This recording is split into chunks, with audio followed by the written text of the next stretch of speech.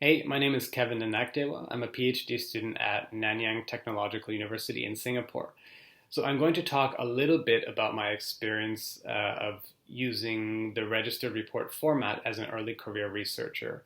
In my opinion, is a great format for people at this stage in their career. So I had always pre-registered studies that I conducted, but I had no idea what a registered report was.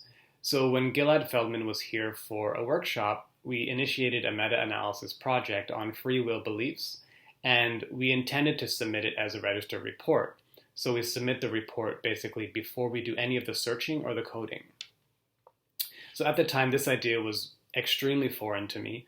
I'm more familiar with the traditional come up with hypotheses, design the studies, collect the data. If it's significant, great, write the paper and then submit it. But under the registered report, it's quite a bit different. Basically, you write the entire paper up front before you collect any data or do any searching or any coding. And under the registered report format, whether or not your paper will be accepted depends on, have you come up with a theoretically and practically important research question? And have you come up with transparent and valid methods to test that research question? So the obvious benefit, and especially for early career researchers, the obvious benefit of the registered report is whether or not your paper is accepted does not depend on if your results are significant.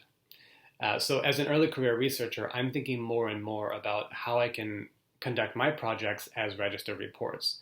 The reason being that our time is so limited and the job market is just getting so much more competitive every year that it takes away a lot of the risk that you'll spend so much of your limited time on projects only to find out later that they can't be published because the results are not significant.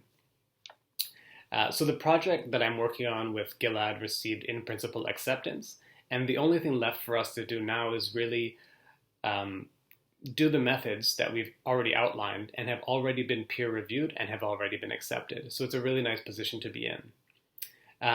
So on the one hand, writing pre-registrations are great. They force you to think about your methods and analyses ahead of time. But the registered report really takes it to another level and really pushes your accountability up. And it's a really good thing, I think, because it forces you to think about what your methods are going to be, what your analyses are going to be, and you have to be 100% satisfied that what you wrote might be in the final paper. So it really increases that accountability. Fortunately, it seems that a lot of journals are now opening up to the registered report format, either through special issues or just in general in their article submissions. So as an early career researcher, I think if you have the opportunity to conduct your next project as a registered report, I would highly recommend it.